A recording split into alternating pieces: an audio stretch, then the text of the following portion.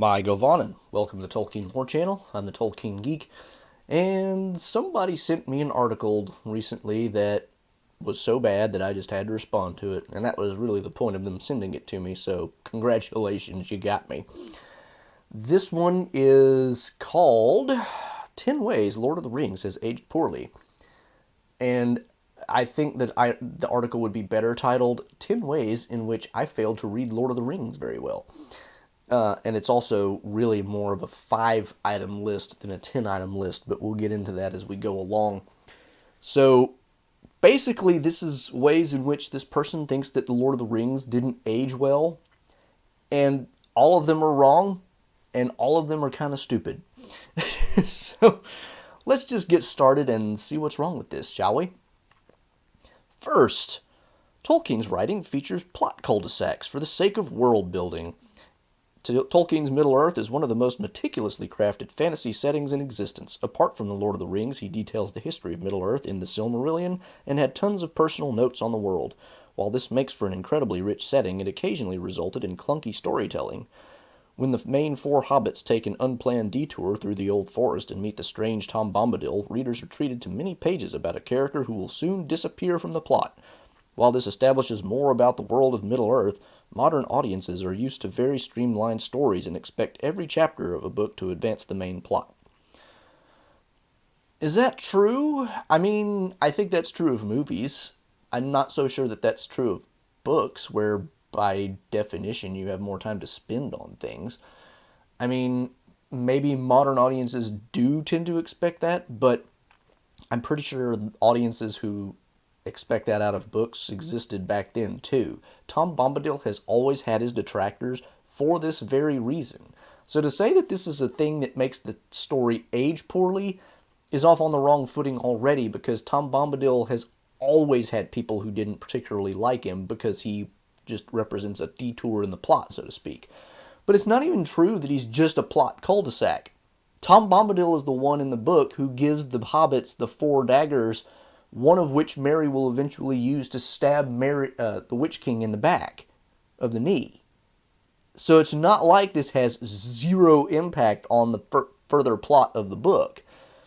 And Bombadil gets mentioned again in the Council of Elrond too, because they discuss whether or not they could give the ring to Tom Bombadil. So many things wrong with this, because he's not a plot cul-de-sac. He does get mentioned again, and it's not a way in which the story has aged poorly.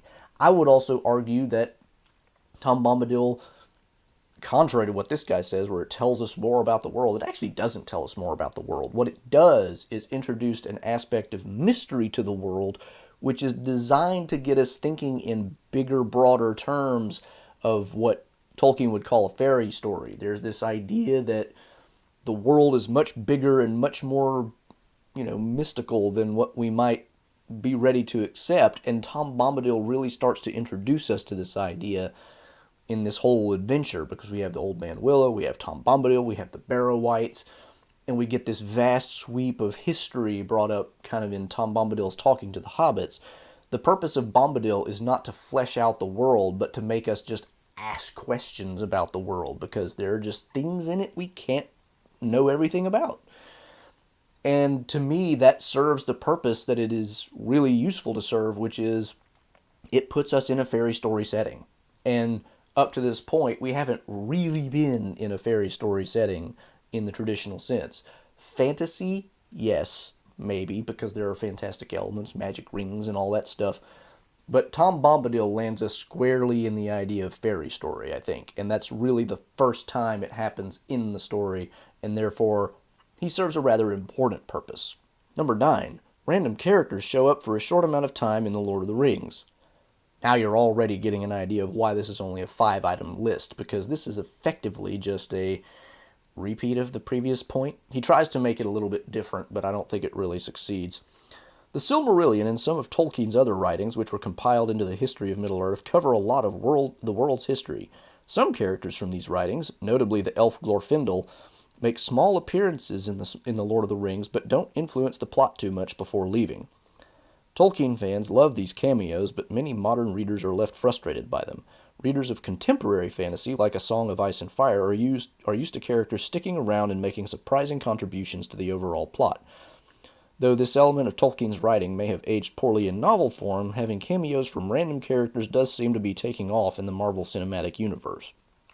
What a dumb comparison to begin with. Cameos in the Marvel Cinematic Universe has nothing to do with anything related to Tolkien, because first of all, Glorfindel wasn't a cameo for anybody except Tolkien, and maybe a handful of people who had been read portions of what would later become the Silmarillion, because literally at the time of the publication of The Lord of the Rings, maybe about 5 to 10 people knew anything about the Silmarillion. So this idea that Glorfindel is a cameo is the stupidest thing ever. Also, how many people do you know have read the Silmarillion before reading The Lord of the Rings so that they would know in advance who Glorfindel was? I mean, that almost never happens. There are a few people out there, I think, who have managed it somehow, but by and large, people come to the Silmarillion through The Lord of the Rings, not the other way around. Also, Glorfindel does have some impact on the plot. I mean, he saves Frodo and the other hobbits and Strider by coming along and making things a little bit easier on him. Also, we end up learning that he is the one who made the prophecy about the Witch King not dying by the hand of man, although you have to read the appendices to get that.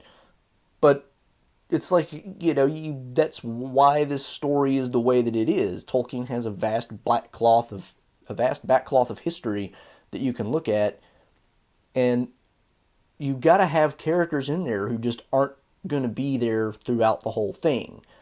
You can't do that.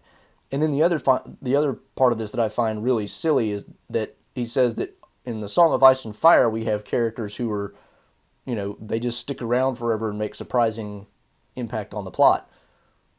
Okay, Ned Stark dies really early on? Like, I mean, there are no characters in A Song of Ice and Fire who don't leave the story at some point and just never come back. Really? None? I find that hard to believe. Come on, guys.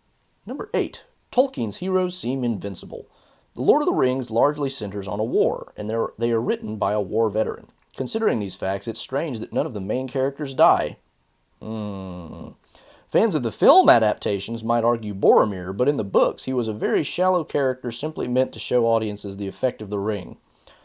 I'm about to have a cow here, guys. Of course, a character doesn't have to die to be affected by war. Tolkien himself knew that very well. However, modern audiences have the perception that characters dying and other dark elements make a world of fiction more realistic. Some readers may feel that a story where all the main heroes survive is outdated based on what they would have come to expect from newer books. Like A Song of Ice and Fire, where all the characters live and have major impacts on the plot? I mean, like, he contradicts himself from point to point now. It's just ridiculous.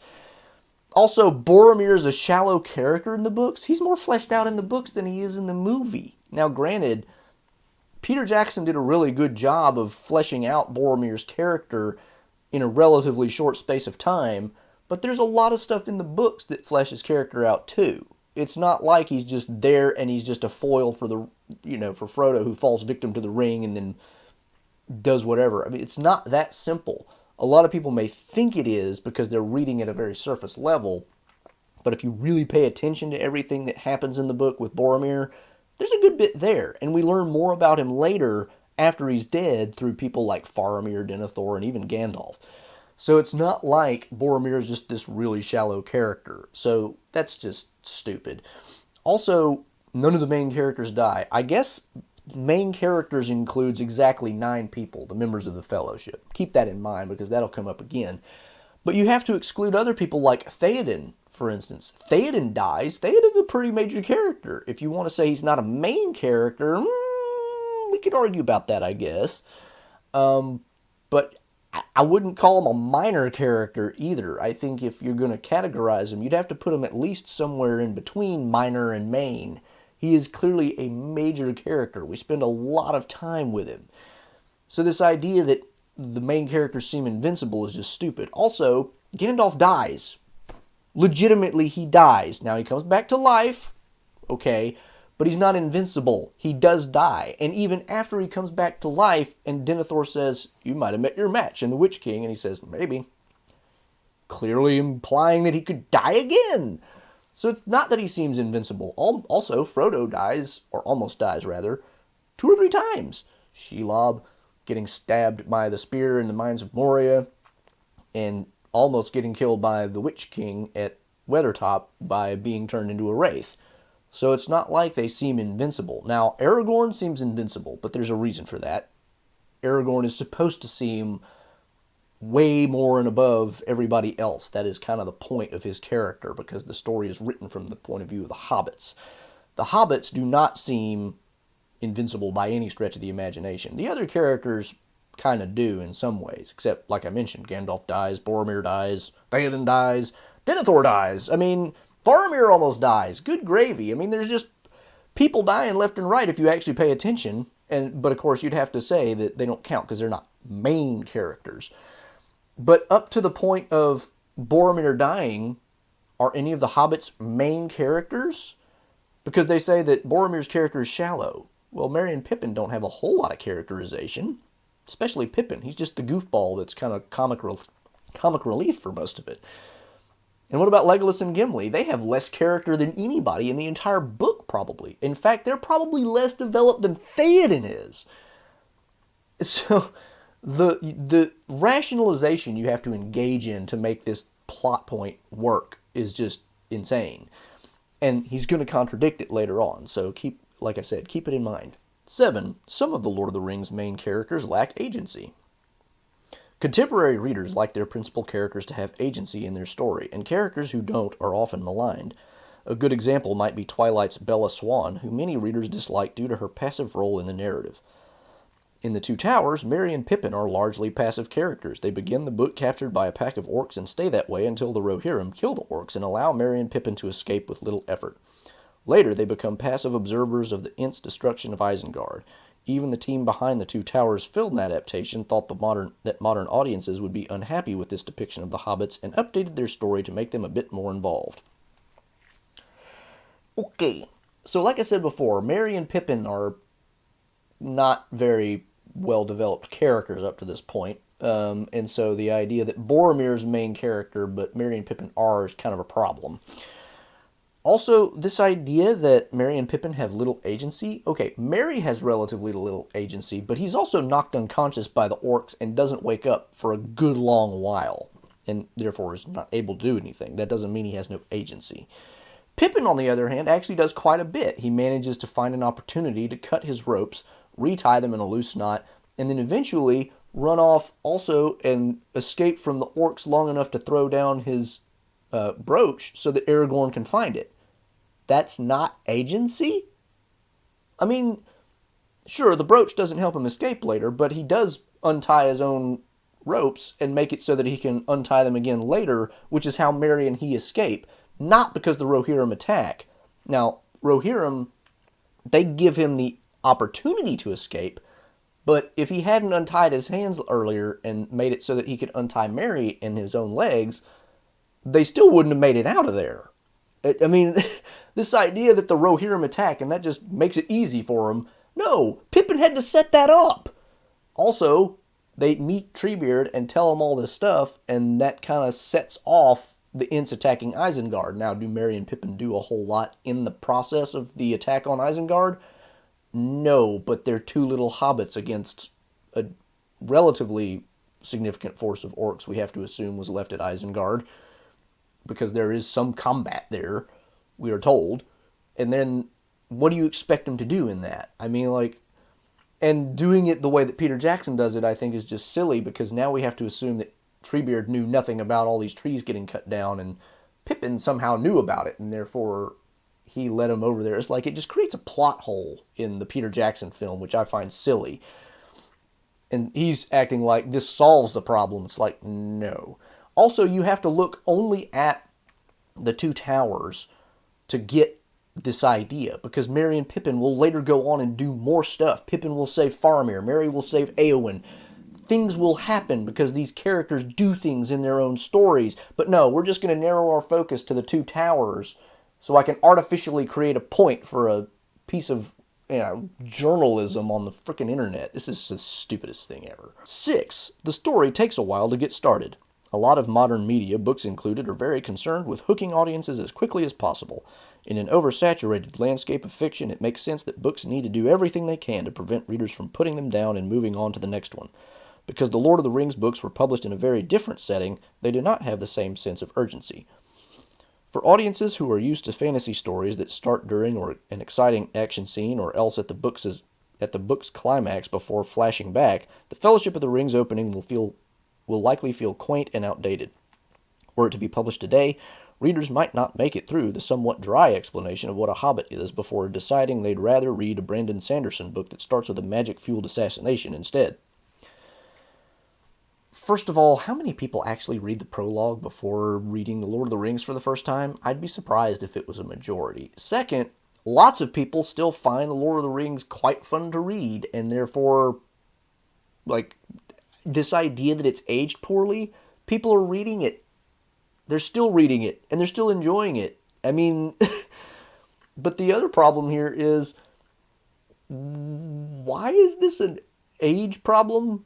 Again, this goes back to what I said earlier. Like, Tom Bombadil has always had his detractors. So has the start of The Lord of the Rings. That's not... Also, I should mention, the prologue really isn't even something that you should read before, because it actually kind of spoils some of the ending. It really makes more sense to read the prologue after.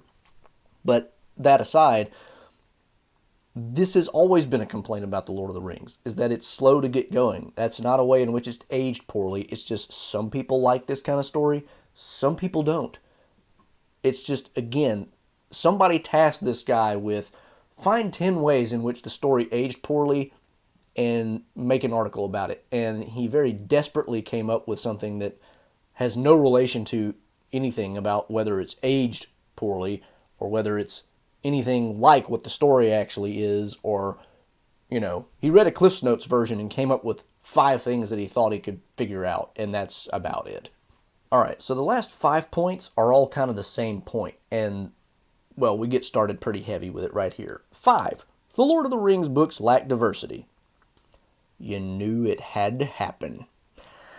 Because Tolkien was largely inspired by white European history and myths, The Lord of the Rings is not a very diverse series of books. The main cast of characters is all presumed to be white based on the books, and even adaptations of the work reflect this lack of diversity. Representation in media matters, as some studies have suggested that positive representation can lead to greater acceptance of people who are othered. Having a series of books featuring all white lead characters is a notion that feels dated with today's sensibilities.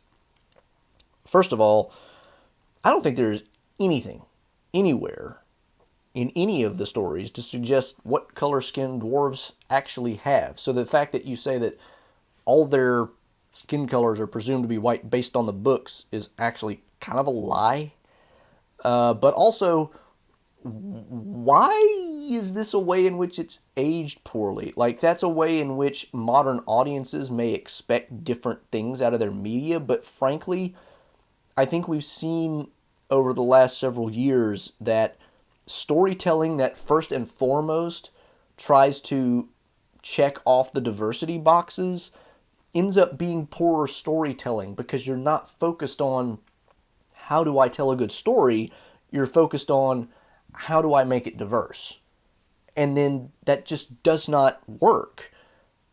It's not a good way to write a good story. It just isn't. I'm sorry. You can try it all you like, but it's not ever going to produce the results that something like this is. The Lord of the Rings is a great story because first and foremost, Tolkien was trying to write a good story. And he wasn't thinking about all these other things about how to be politically correct, which wasn't even really a thing when he was writing it.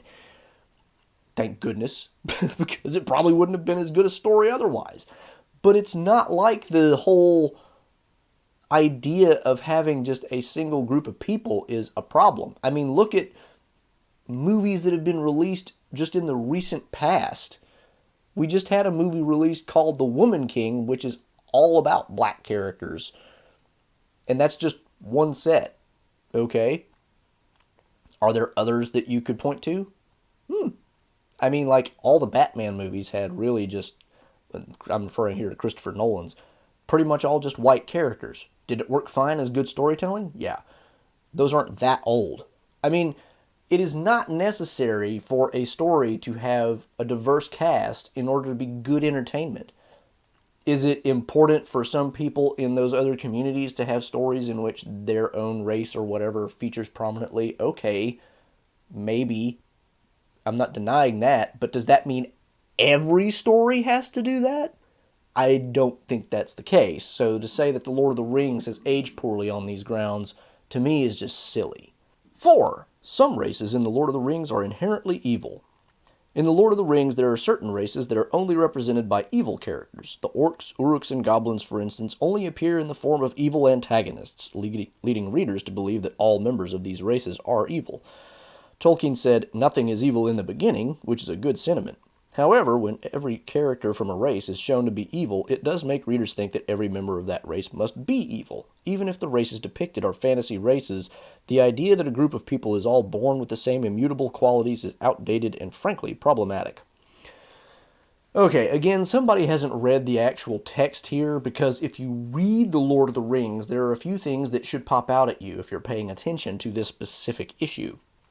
One, when Faramir encounters Frodo and Sam and has a battle that Frodo and Sam get to watch unfold, one of the, I forget if it's Haradrim or Easterlings, ends up falling dead pretty near to Sam, and Sam has this thought process of, was this person really evil, or were they forced by lies and threats to come out here far from their family? So we're already getting this idea of, the people over on the other side are not necessarily evil. Now, that's not an orc, fair enough, but then, guess what we find out later about orcs? When Sam is trying to rescue Frodo in the Tower of Cirith Ungol, he overhears a conversation between a couple of orcs, and they're talking about how when the war is over, they're just going to go set up somewhere in the Misty Mountains with some trusty lads and do their own thing, which makes you think that there's a little bit more to orcs than just bloodthirsty, rapacious, desire to murder the good guys, right? And then, when Sauron is defeated, all the orcs and everybody who was fighting against the people of the West drop their weapons and they just stop. It's like they lost whatever was controlling them. And that's very important, because it shows that Sauron was in fact controlling them in some way. Sauron's will was imposed on theirs, and therefore, can we really attribute everything they do to, their own choices? One wonders what would happen with orcs if, in fact, they weren't constantly being coerced into doing things. Now, is every orc we ever encounter a bad guy? Yep, sure is. But that doesn't really prove what this person thinks it proves. And to the extent that it would make you think that, maybe as a reader, I would call that a hasty conclusion. Now, Tolkien did, of course, wrestle with this topic and never got around to completely resolving it, because he recognized that there are problems with the idea of orcs being an irredeemable evil race, and he wanted to figure out how he could make that either work or not be that way in his stories going forward, because he didn't like the idea. Originally, orcs were kind of robots. I mean, they were just creatures of mud and slime, and so they weren't really independent living creatures in any real sense. And as he developed the stories, it got to be more problematic, because it's like they can't all be purely evil and irredeemable if they're also, real sentient beings with minds and wills of their own. So how do I reconcile this? And I don't think he ever finally reconciled that particular problem, or if he did, I don't think I read anything to show how he did it. But he was clearly thinking about it. So, but the other point here is, you still have stories like, for instance, A Song of Ice and Fire, where you have the, the White Walkers, I think they're called. And they're just bad. Like, this is a fantasy trope, people. It just is. There is a fantasy trope of there being a group of people who's just evil. And sometimes in fairy tales, it's not even just that they're evil, it's that fairy tales are just, fairies are just dangerous. They don't have souls. They're not like humans. They're something different, and they're dangerous, and you just got to stay away from them. It's an old trope going back forever, and modern audiences don't actually have a problem with this if it's done well and done right. Now, there are other stories that have come out, like, say, which one was it? I forget. Not Dungeons and Dragons. It was was there a Warhammer movie? I forget. It's been a while. Where orcs are, like just their own race, and they're enemies of humans, but they're not just inherently evil. So you've got stories that are trying to kind of push back on that, but those aren't necessary. And the kind of story that Lord of the Rings is still fine for most people. It's just that this guy who has to meet his diversity quota and everything else, this guy thinks it's problematic because he doesn't really even explain why. So I'm just not even going to try to do it for him. 3. The geography of Middle-earth is concerning. Some critics of Tolkien's work have pointed out some potentially concerning connections between where certain groups live in Middle-earth and real-life biases. Geographically, there is a largely east versus west dynamic in the books, which is even directly referenced in the text. In the books, the good characters are from the west, and the bad characters are from the east. Tolkien addressed this criticism, saying it arose simply due to the narrative he was telling, but it does parallel some concerning talking points. The idea of protecting Western civilization has been used by some bad actors in support of white nationalism and xenophobia. More politically active readers of The Lord of the Rings will likely see some red flags in this similarity.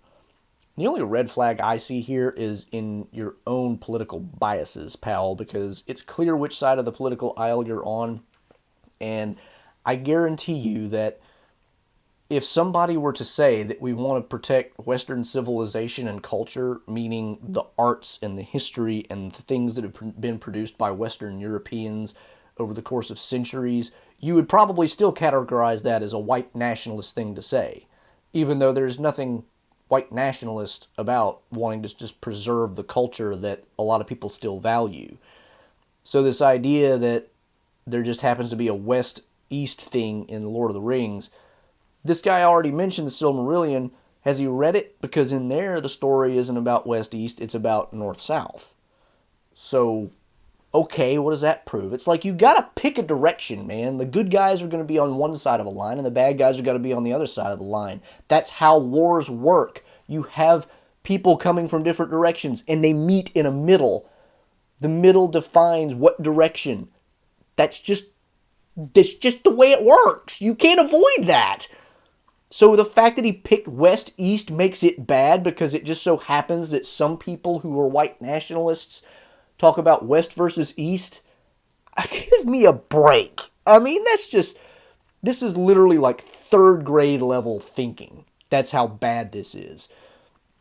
Again, I challenge you to find any war where there's not some kind of line drawn along a geographical line somewhere. Just find one. Even civil wars are usually fought along some kind of geographical dimension. In the United States, the Civil War was between the North and the South.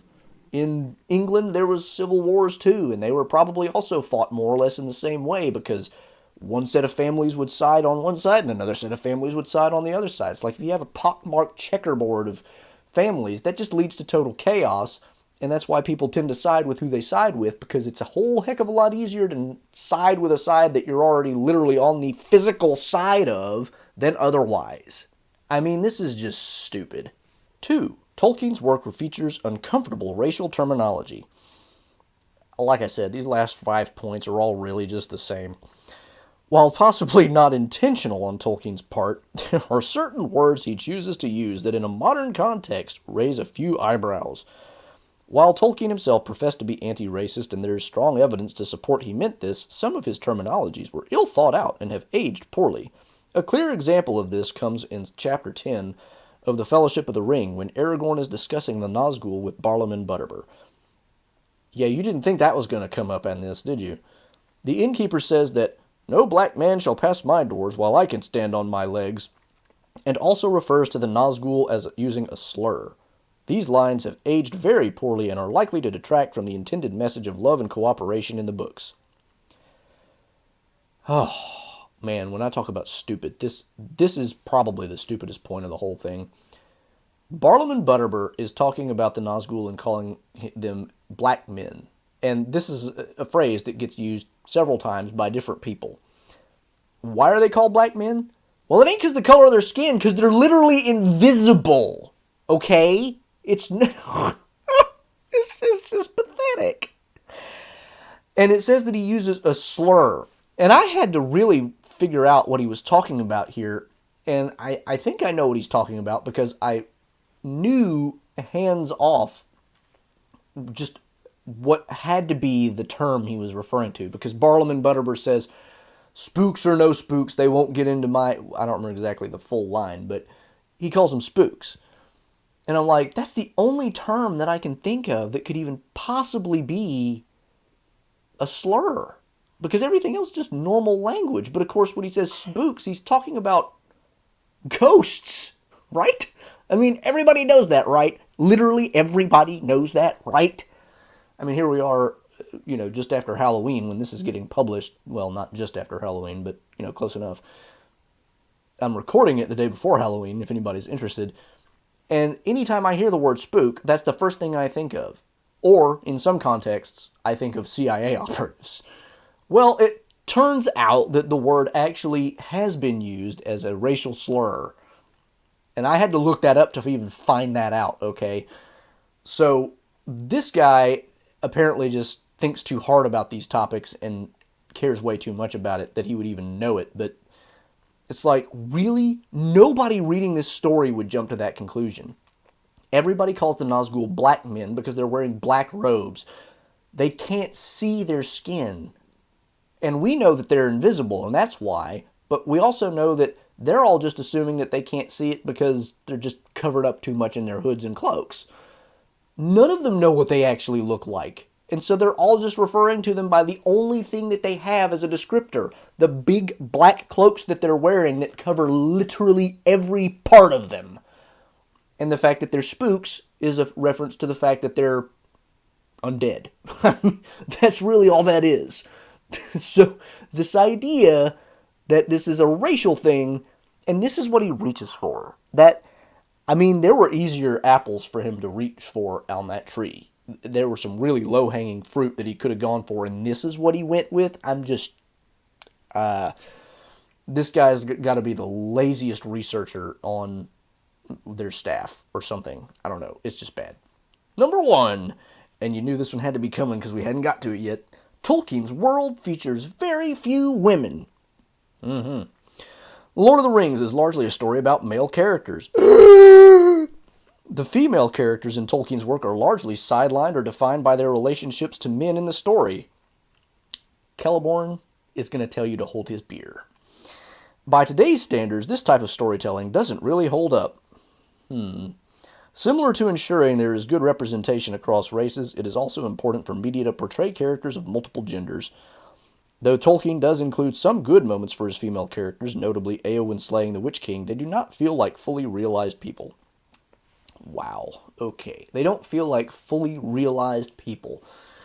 Bear in mind, this guy had already mentioned the fact that this is largely a story about a war by a guy who had experienced war, and that guy who had experienced war experienced it in the context of men are the only people doing the fighting. Éowyn is an exception, and an exception based on, real historical things that happened because there were women who fought in wars, but Tolkien specifically makes her an exception. But to say that there are very few women is like, okay, and there's very few men in Pride and Prejudice. There's actually very few women in, let's say, Top Gun Maverick. There's very few... pick a dang movie, guys. You can find almost any kind of modern story where a similar thing happens and people just don't bat an eye. So the fact that you're saying this is an aspect of the story that aged poorly is really you just complaining about your diversity at politics. That's all that is. It's not about what audiences want. Audiences don't want a story based on a diversity checklist. Sorry, they just don't. They just want a good story. If it happens to meet the diversity checklist, maybe good, maybe bad. I'm not making an argument one way or the other. But the point is, that's not why people go to read or watch stories. They do it because they want a good story. And if the characters in the story serve the story well, good. If they don't, not good. That's just the way it works. This idea also, like I mentioned about Celeborn, that the women are all defined by their relationships to the men. Galadriel is like literally the last person you would ever put in that category as a woman. If anything, Celeborn is defined as kind of like Galadriel's +1 in this story because he has very little role. And I'm sorry for Celeborn because he constantly gets joked about by everybody who knows anything about Tolkien. But that doesn't make any sense to say that. And Galadriel is one of the most powerful people in Middle-earth at this point. So this whole idea is just silly on its own terms and just flies in the face of what the text gives us. So, again, I mean, like these last 5 points have all really been just about the diversity checklist. And so they're all really 1 point. And then you had the 2 points earlier about Bombadil and Glorfindel that were really the same point. So it's only a 5-point list. The guy clearly hasn't actually read The Lord of the Rings with any kind of carefulness at all. And is just... he's just trying to make some kind of a list to meet some kind of a deadline probably and couldn't come up with anything. And so he had to do this piece of junk. And I'm not even going to link to the article because I literally read you the whole thing. You can go find it. I gave you the title if you want to Google it. But, you know, that's your business. At any rate, one more article debunked in a relatively, short train of articles debunked on this channel. But hope you enjoyed it. Hope you at least got a chuckle out of some of the absolute stupidity that came out of this, because there's really nothing else to get out of it other than maybe laugh at it.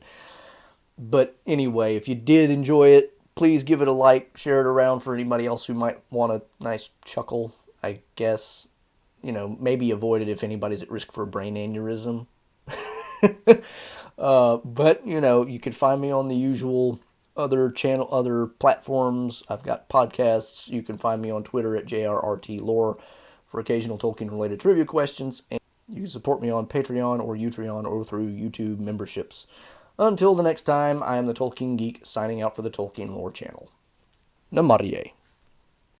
Thanks to all the channel supporters, especially Elf Friends PA Brew News, Tracy Meehan, Nathan DeFore, Paul Leone, and Oleg Gregg.